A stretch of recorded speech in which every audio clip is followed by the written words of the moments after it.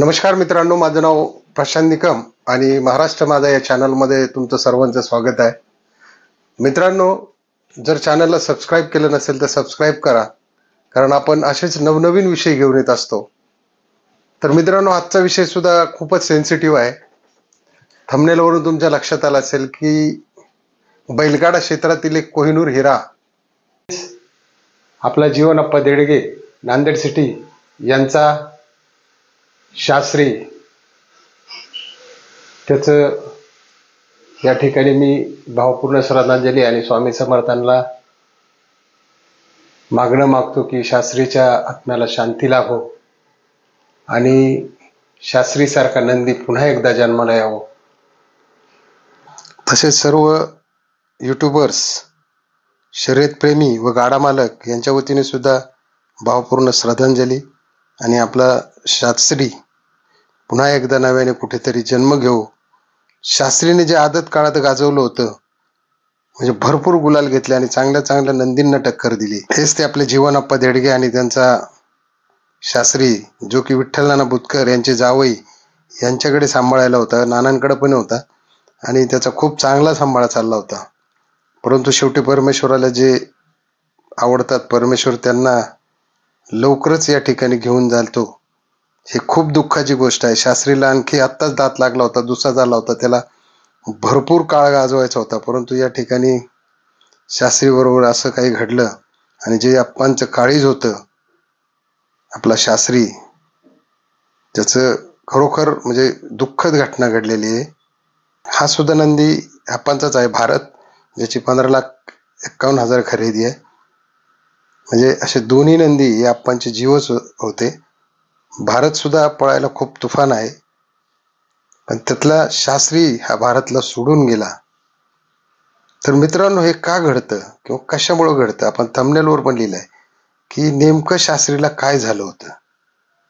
एवढ्या सुदृढ नंदीला कसं काय असं होतं, किंवा नंदींना, ज्यांना पण बैलांना अटॅक का येतात किंवा त्याची येण्याची काय कारण, हे आपलं मेन या व्हिडिओचं उद्दिष्ट आहे.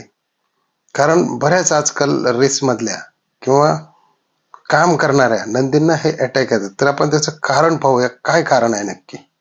काय हो मित्रांनो, हृदयविकार म्हणजे हार्ट प्रॉब्लेम, वयस्कर किंवा जास्त ओझे वाटणारा बैल, अफाट शक्ती आणि जास्त वजन असणाऱ्यांना कार्यक्षमतेपेक्षा जास्त ज्यावेळेस काम पडतं किंवा कार्यक्षमतेपेक्षा जास्त जे नंदी पळतात, त्यांना साधारणतः त्यांचं हृदय व्यवस्थित जर काम करत नसेल तर अचानक त्यांना अटॅक येतो.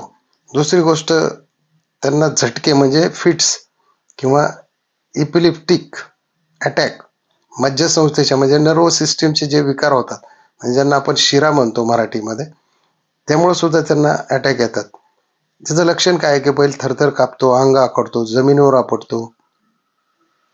आणि दुसरी गोष्ट म्हणजे उष्मा, ज्याला आपण हिट स्ट्रोक म्हणतो. उन्हाळ्यात कडाक्याच्या उन्हात शेतात काम केल्यानंतर शरीर गरम होते, बैल अचानक बसतो किंवा पडतो, तोंडाने जोरजोरात श्वास घेतो. आपण रेसची बैल जशी पाहतो पळताना, ज्यावेळेस ते पळत असतात त्यावेळेस थांबल्यानंतर तोंडाने जोरजोरात श्वास घेतात, त्यावेळेस सुद्धा त्यांना अचानक काही होण्याची शक्यता असते.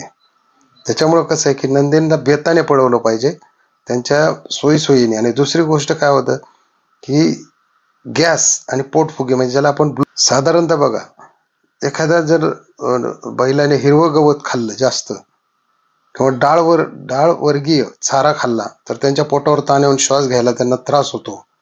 दुसरी गोष्ट, त्यांना विषबाधा होण्याची शक्यता असते, जर म्हणजे कशामुळं की विषारी झाडं, बुरशी लागलेली धान्य किंवा कीटकनाशक लागलेली गवत खाल्ल्याने त्यांना या ठिकाणी हार्ट अटॅकचा सुद्धा प्रॉब्लेम येतो. त्यानंतर आपण जे संसर्जन्य रोग असतात, इन्फेक्शन डिसीज म्हणतो त्याला, लंपी असेल, स्किनचा आजार असेल, ताप येत असेल, त्याने बैल खूप अशक्त होतो, कधी कधी अचानक झटका किंवा अटॅक येतो.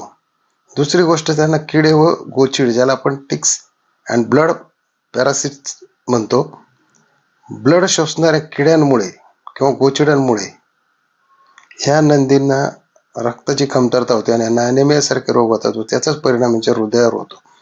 आता यांची जर काळजी घ्यायची असेल तर मित्रांनो, वेळोवेळी जे आपले व्हेटरनरीचे डॉक्टर आहेत त्यांना दाखवलं पाहिजे. वरून जरी बैल कितीही सक्षम दिसला तरी त्याच्या आतमध्ये काय चाललंय हे कधीही कुणाला कळत नाही.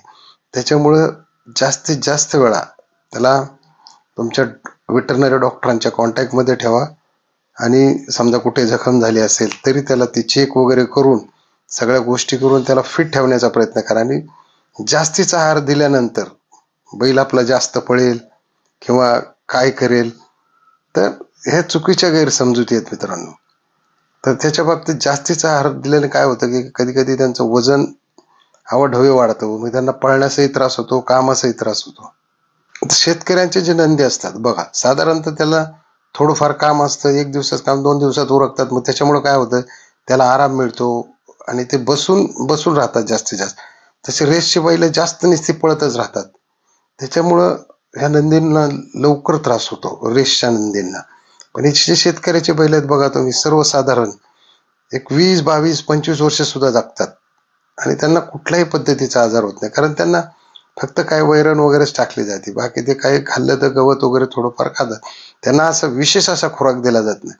त्याच्यामुळे त्यांच्या हृदयावर ताण येत नाही. माणूस जरी असला, त्याला लिव्हर आहे, हार्ट आहे, त्याच्यामुळे माणसाने जरी भरपूर खाल्लं किंवा काय केलं तर त्याच्या सुद्धा हृदयावर ताण येतो, त्याला सुद्धा ब्लोटिंगचे प्रॉब्लेम होतात. म्हणजे माणसाच्या बाबतीत जे आहे ते जनावरांच्या बाबतीत पण आहे. फरक एवढाच आहे की माणसाच्या शरीरामध्ये 5 लिटर रक्त आहे आणि नंदीच्या शरीरामध्ये 50 लिटर रक्त आहे. तर आपला डोस जर 1 पट असेल तर त्यांचा 10 पट डोस असतो. त्याच्यामुळं त्यांच्यावरती सतत लक्ष ठेवणं हे गरजेचं असतं आणि त्यांना काय आहार द्यायचा आहे हे आपण ठरवलं पाहिजे. कारण जो वरून आपण आहार देतो, त्यांना जेवढं खायचं असतं त्यांना तेवढंच खातात, पण वरून जे त्यांना डाळवर्गीय पदार्थ दिले जातात किंवा काय दिलं जातं दुसरं दिलं जात असेल, अंडे देतात, काही लोक दूध देतात, काजू बदाम देतात, डाळी चारतात, उडदाच्या डाळी चारतात, बरेच काही मिश्रण चारतात. तर त्याच्यामुळे असं होत नाही की त्यांच्या पचनसंस्थेवर सुद्धा ताण येतो. मग त्याच्यामुळे सुद्धा नंदींना याचा त्रास होऊ शकतो उन्हाळ्यात म्हणा. तर ह्या गोष्टी प्रामुख्याने आपण लक्षात ठेवणं गरजेचं आहे. तर मित्रांनो, चला, व्हिडिओ कसा वाटला हे नक्की कमेंटमध्ये सांगा आणि लाईक करायला विसरू नका आणि शेअर करायला विसरू नका. जय हिंद, जय महाराष्ट्र, जय बैलगाडा शर्यत.